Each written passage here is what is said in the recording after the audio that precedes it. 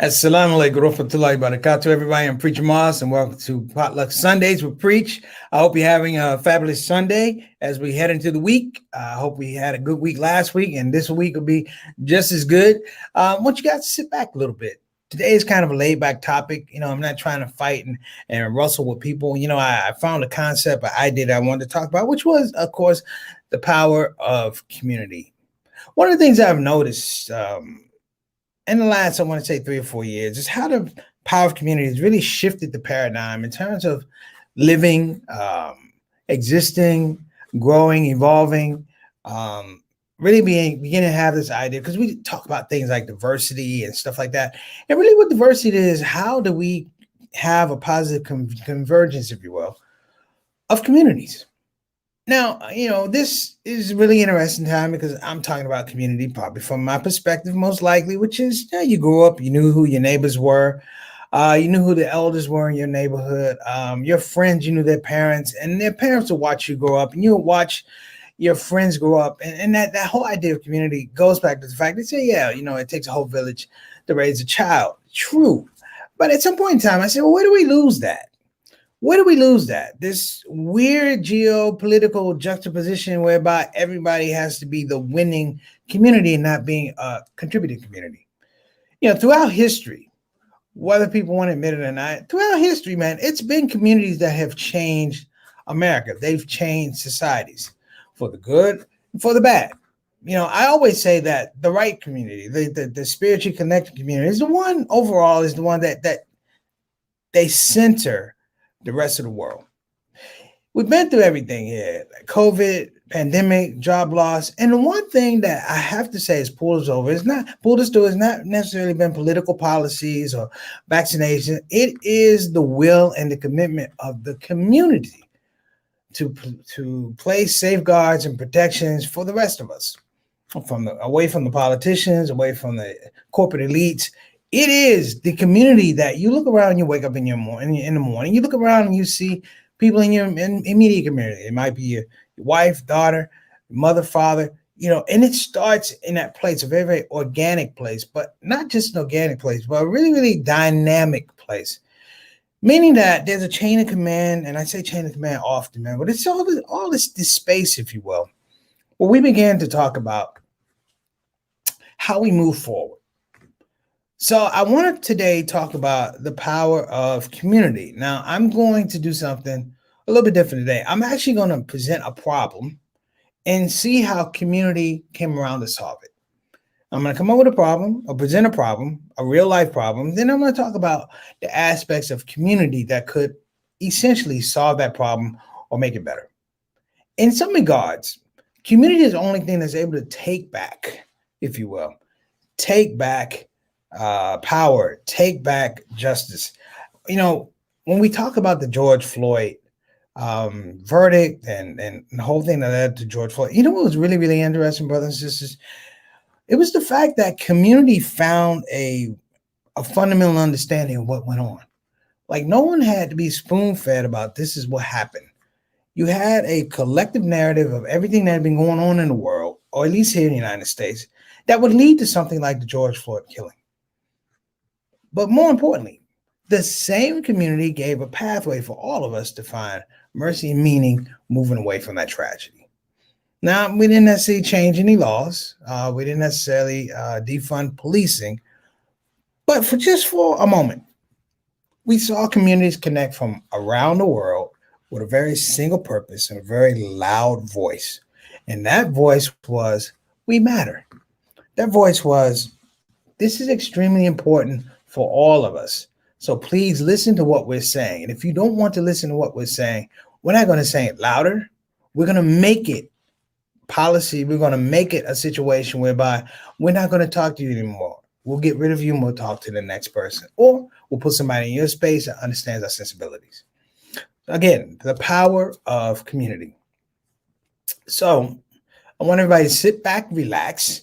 Again, and I want to throw this out here. We're having some problems with our Facebook page, our Facebook Live page, our fan page. I don't know what's going on, and we're trying to get it worked out.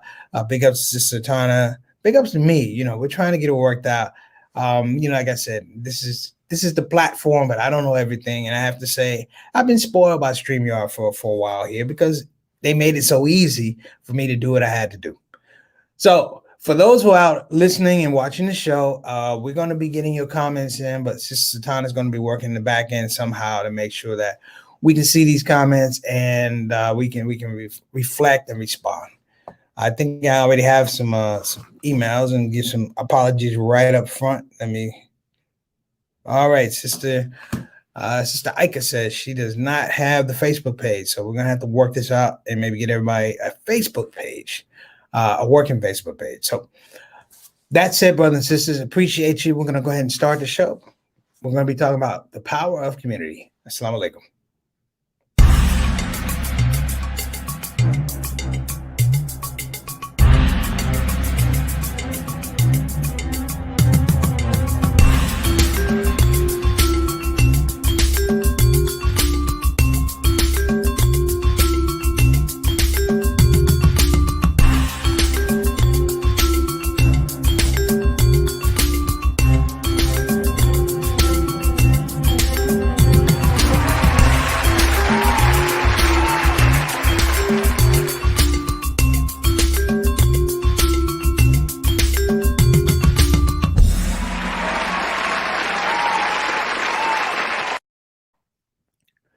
And we are back.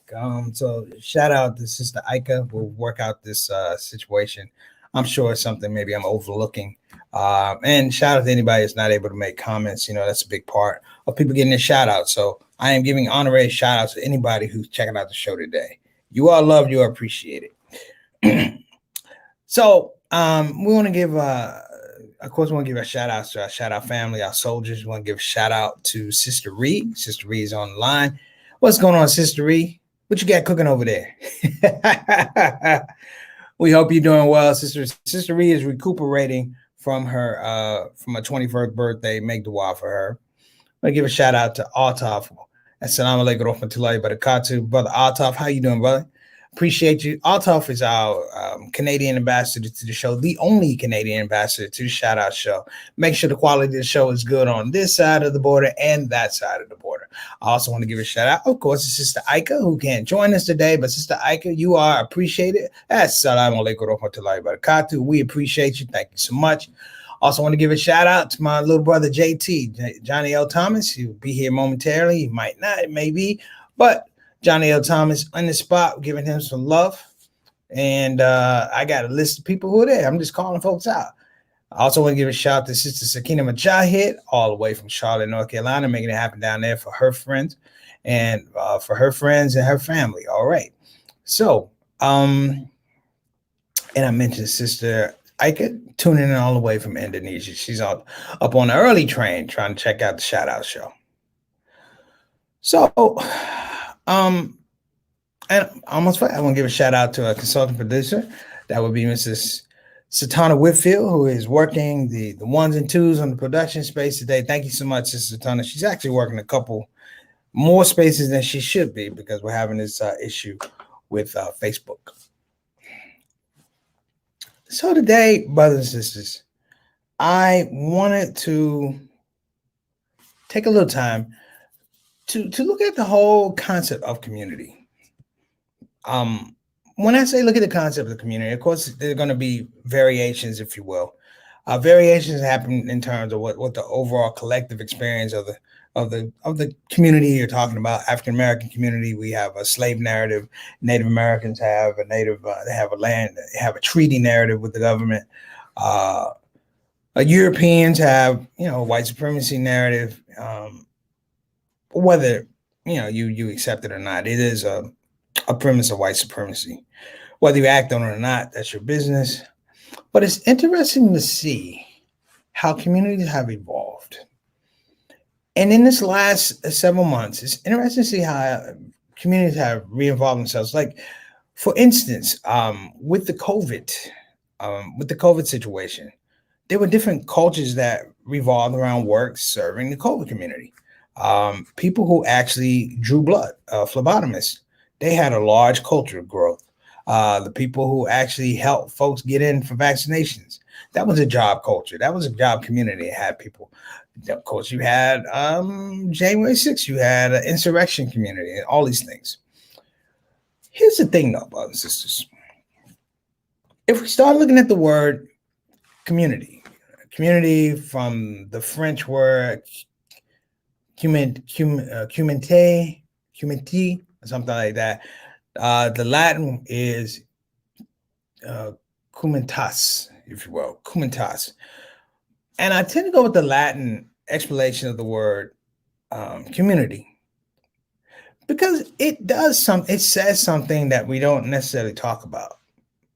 The Latin definition of the word community imbibes the idea that the people who are coming together, they have a public spirit.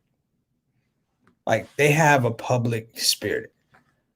And of course, we all have different reasons why we join particular communities, but that whole idea of having a public spirit is really, really interesting because however you want to say it has saved lives. It has drawn people to better aspects of life. It has protected people. And I'm saying beyond what the government and the Constitution says, the Declaration of Independence, I'm saying that people have framed very, very sophisticated community networks throughout the years. You know, as a comedian, just so you guys know, the really, really good comedians will tell you that I came from a network of the community of comedy. And there are guys who will legitimately, when we see a guy who we think is really going to be a star, we support that guy. We're not trying to be in competition with the guy. We will support that guy. So hold on to the idea of community being a place of public spirit, right? Not public space, public spirit. Now, I want you to hold that thought. I was reading online today something that I think one of you guys may have mentioned it to me. It might have been JT. It may not have been. But I saw where a woman, in the advocacy of her child, really evolved this spirit. Let me give you the breakdown. It happened in Florida. There's a little white girl in Florida. Her name is Brooke. And her mother's name is, I think, Grant. Yeah, I think her mother's name is Grant. The daughter's name is, no, I'm sorry. The daughter's name is Brooklyn, okay? In any event, the mother down in Florida was going through life fine, working, got pregnant, had a full-term pregnancy, 39 weeks, the whole nine, yada, yada, yada. She goes into labor. Everything seems to be all right, but then things turn concerning. They turn to emergency. Essentially, the baby is having all kinds of problems. The baby's heart stops, all this type of stuff. A tragedy. And eventually, they deliver the baby by emergency C-section, but they take the baby away. She never holds the baby. What they gave her instead of the baby was a ton of paperwork. Sign here, sign here, sign here. She signs off on all this paperwork. One of the documents she signed was a NICA agreement. That's NICA. NICA agreement. NICA. NICA stands for Neurological Injury Compensation Association. So I'm setting you up because I'm going to tell you how people develop communities. This is a legal community. The NICA agreement essentially says that if you sign this, you can't sue for medical malpractice. Now, for everything I read, this thing was botched horribly. The doctor was not on top of his game. The nurse was on top of their game. They were going through a major renovation at the hospital. All these things happened. And this woman signs this agreement, which she says, I don't remember signing it. She decides to sue. Now, pay attention. This is where it gets a little tricky. She decides to sue, but she finds out, no, you signed a NICA agreement. And the NICA agreement says that you can't sue. All you can get is a lump sum of $100,000 and medical service, medical availability as necessary for the child for the rest of their life. So $100,000 and medical attention as needed. And this woman literally, I know she's gone bonkers, but she literally creates a community. Hear what I'm saying? She literally creates a community. And the community that she created was so many people who've gone through this with hospitals and medical malpractice, and they come to this public spirit, if you will, understanding that our children are not being protected. Forget about the legal piece. Our children are not being protected, and there's no accountability. To get her child out of this NICA agreement, she literally had to show the insurance companies that her child, while physically disabled, she wasn't mentally disabled. See, a part of being in this NICA agreement is that you have to be physically incapacitated and mentally incapacitated. That allows you into the program. So she had to tell all these people, you need to change that. My daughter does not belong in this situation. And she goes in this, 3, 4, 5-year fight. She's fought a long time to emphasize that her child did not belong in this program, and taking out of the program, she wanted to sue the people who did the damage to the child. Now, brothers and sisters, this is yeoman's work. She literally had to watch her child, who I think works through a keyboard, get deposed by a lawyer. Which is criminal, but it is what it is. But the power of community in this space, which I find fascinating, is that she was able to connect with her education community. And the education community provided a pathway for her to fight against NICA and ICA, to fight against the guidelines that they were trying to say that, nope, your daughter belongs in here. This is a reason she belongs in here. She actually fought and pulled together something, literally pulled together something, and pulled communities together based on child welfare, based on fighting for medical malpractice, based on protection of children. And she evolved this whole thing. Now, yesterday's show was about Al Jarreau, right? Here's the most beautiful thing about Al Jarreau. Al Jarreau, for all his great music, he lived for community. His shows were very much about public spirit. And as I read this thing about this young girl who probably doesn't have enough breath to blow out her birthday cake, but she can think, this young girl and her mother changed the dynamic of how you protect children. Meaning that you can hold people accountable for the things they do, for poor medical service, for damage, for abuse, inappropriateness. This is the power of community. Now I add this. If this is what we're talking about, do we still have recourse to do it ourselves? Because one thing that's happened to our community is there's been a disempowerment of community. And the disempowerment community has been what? The fact that everybody has an opinion. And the fact that everybody has an opinion means that everybody wants to get heard.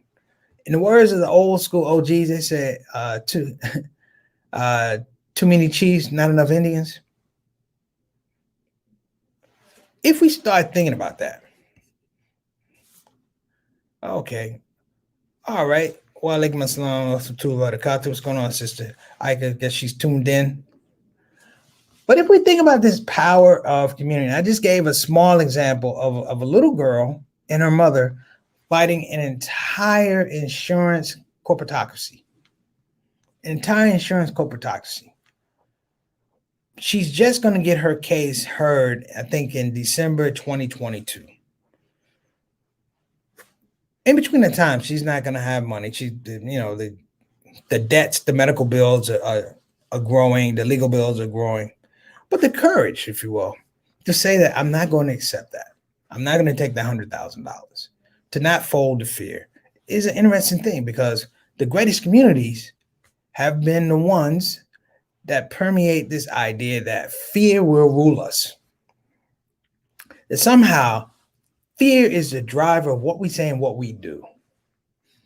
In the United States in particular, there's been an over concentration on populations that are really fearful, that are really scared. And if you're a scared population, it's very difficult for you to be a part of, you guess it, community. I'm Muslim. People go, what does that mean? It means that being Muslim, brothers and sisters, doesn't mean that I believe all these things. I believe them, but it means that we're all tied to a creedal statement, a creedal understanding what it is to be Muslim and to frame ourselves as Muslims, not just for us, but for non-Muslims as well, because we have stewardship in the world, which means that I can't be nice to him because he's a Muslim, be disrespectful to him because he's not a Muslim. We have layers to community, and I wanted to be really, really clear, brothers and sisters, that we have strong communities. Despite what we see, we have strong communities. We have innovators.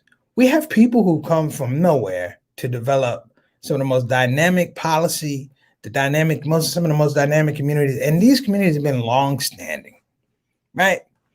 Like, we don't really hear about civil rights as much as we used to, right? We still hear about the NAACP. But I want to be very, very clear, but that it was the communities that gave us those leaders. It was a community that sent those kids, those young men, those women to what was looked upon as organized activity. The community doesn't necessarily have organized activity. It has continuous activity. It has continuous examination of activity. It has new ideas. It has new players, but it also has a continuum, if you will. African-American community, we don't talk about it now, but we do have a creedal statement. A creedal statement for African-Americans is that we are not going to be treated any old way. And if you try to do that, we have a response for you. The Native Americans are one of the most brave communities out there. They're not out there as much. They've been wiped out, essentially.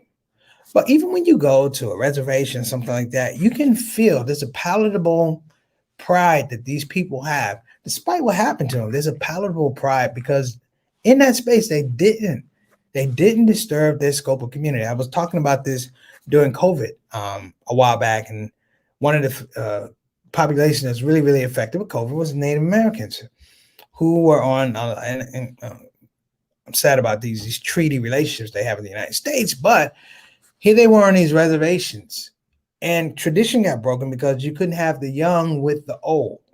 Not understand that a part of community, the young listen to the old. That's where they grew leadership from. But it was interesting that they still managed to adapt.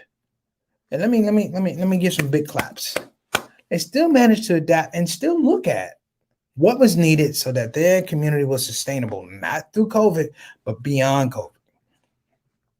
And so if we start really, really loving the idea that community has power, let me say it again. We start loving the idea that community has power. I think there's a paradigm shift. I looked at a rally yesterday. Of course, it was Donald Trump, whatever. And, he has his devotees and things like that. But what I'm going to say is he doesn't have community. He doesn't have community. Okay, we got Ziad. What's up, Z? Wa alaikum assalam wa rahmatullahi wa barakatuh, beloved. How you doing, man? Hope all is well. And Ataf, what's going on, my brother? Something that has plagued the Muslim community is that last part of the word community, unity. Yeah, I believe so. And I think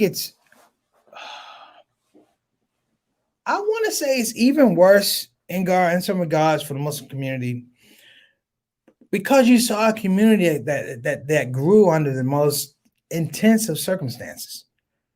And I don't want to go overboard, but under the most toughest of the rest, if you will, it's like, if you can grow a flower out of concrete, through concrete, I'm like, when nobody's there and there's no concrete and there's dirt, you should be able to grow a lot of flowers. That's the way I'm thinking. But let's be honest, in our communities, we do have these cultural enclaves, and the cultural enclaves somehow supersede the whole aspect of religious identity through Quran and Sunnah. So that's like making sure you tell the truth. If it's in this book, it's real.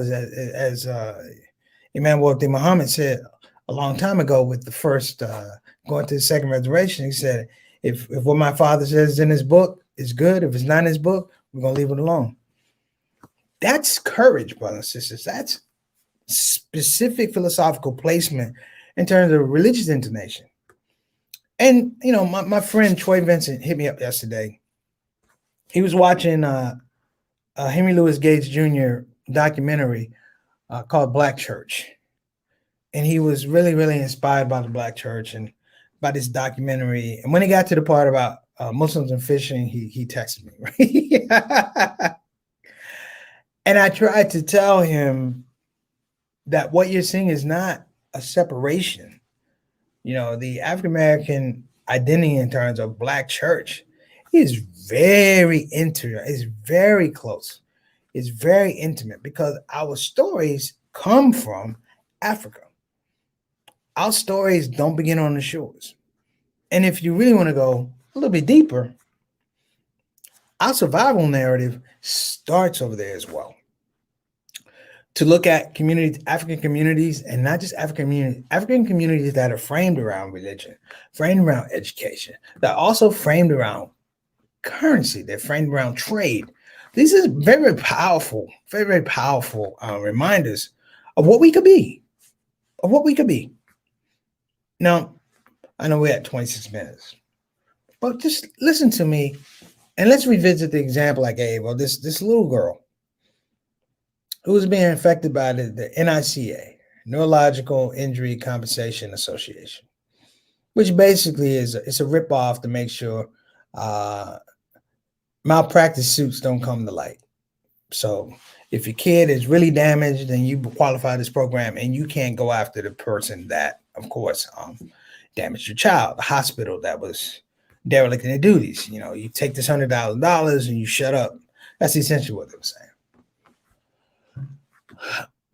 But the intellect of a mother, and that's a whole nother story. The intellect of a mother to say that this is not right.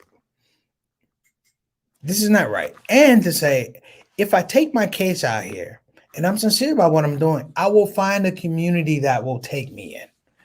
And it happened to be, of course, the education community.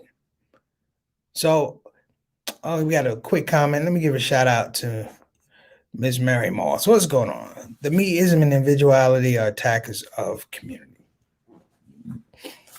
And true. But let me throw this out here too. One of the enemies of community is apathy. Because I believe apathy leads to being uncreative. And being uncreative leads to inertia. And that inertia leads to folks believing that the community is supposed to be doing something, but they're not part of that community. Dig that phenomenon. You have people who believe a community should be doing something, even though they're not part of that community. Brothers and sisters, I'm gonna be this probably needs a longer explanation. But think of the fact that you're a farming community, right? You're a farming community. You grow, you plant your food, you water, you tend to the fields, and you harvest your wares.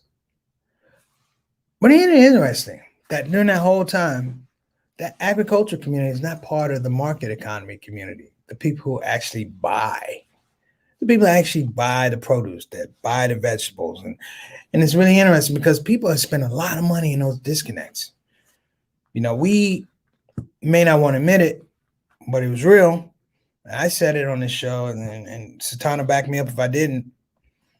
When everybody was talking about Black Lives Matter, what did that say? The biggest thing about Black Lives Matter is what? They're not a community. They're not inclusive of everybody. They weren't even inclusive of history. And us not reading the fine print, I believe, this is my own personal thing, I believe that it weakened us going forward. Because as things go away and you don't hear about Black Lives Matter, Every time you want to have something that congeals a community, these people will jump in front of you in line with a slogan and a hashtag. The communities that they represent are not communities that we are a part of. I can acknowledge your different community, but that doesn't mean I have to be a part of it. And sure enough, in the midterm elections, you're going to have new, even more cumbersome communities popping up. They're not even communities of people.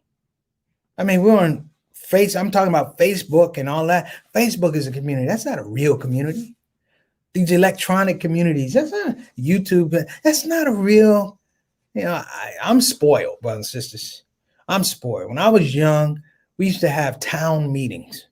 And I remember my mother and father dragged me to a town meeting, and I used to hate it because there were nothing but adults. And the only time I really liked this when other parents dragged their kids to the town meeting. We would run around playing, not understanding that this was a very, very important process that was going on, that people were being active about their community, what was going on, stuff, taxes, what was being built, things like that. I'm like, I can appreciate it now that I'm older.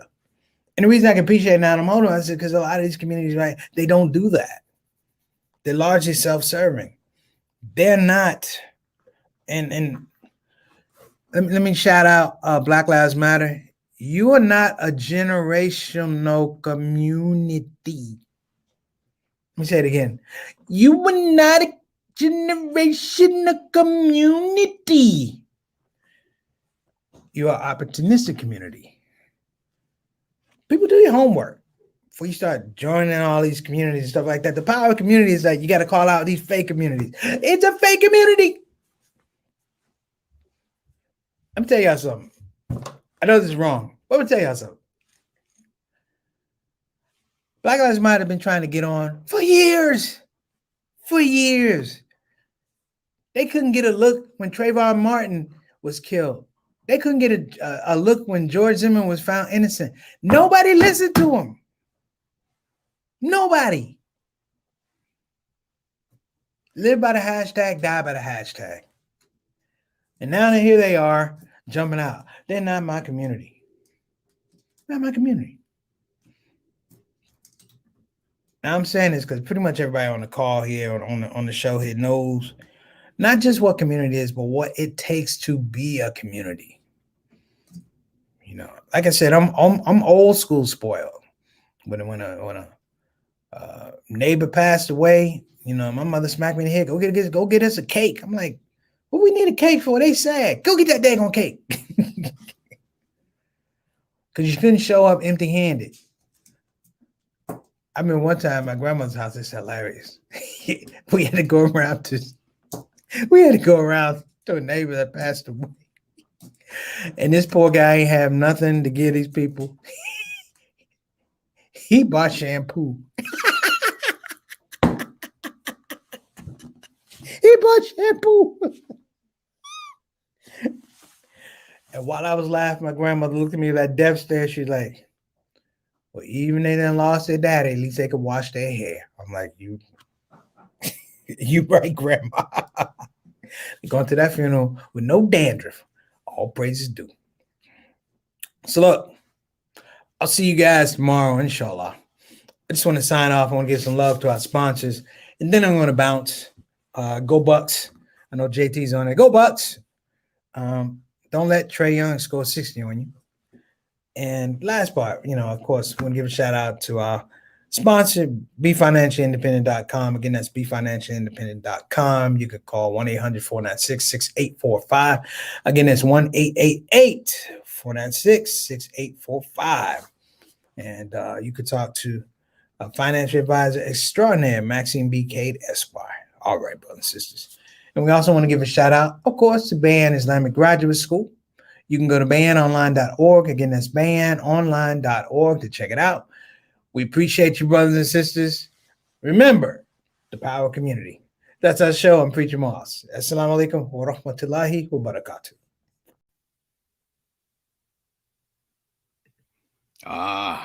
There you are. I know you're looking at your screen going, that's a good-looking black man. And you're right. I'm Preacher Moss, and you're not. Today, I want to talk about Olive Branch Muslim Family Services, better known as the people who help people. And I need you to help the people who help people so they can continue to, you guess it, help people. Get it? Got it? Good. Olive Branch Muslim Family Services. Action you can see, compassion you can feel. Graphic now.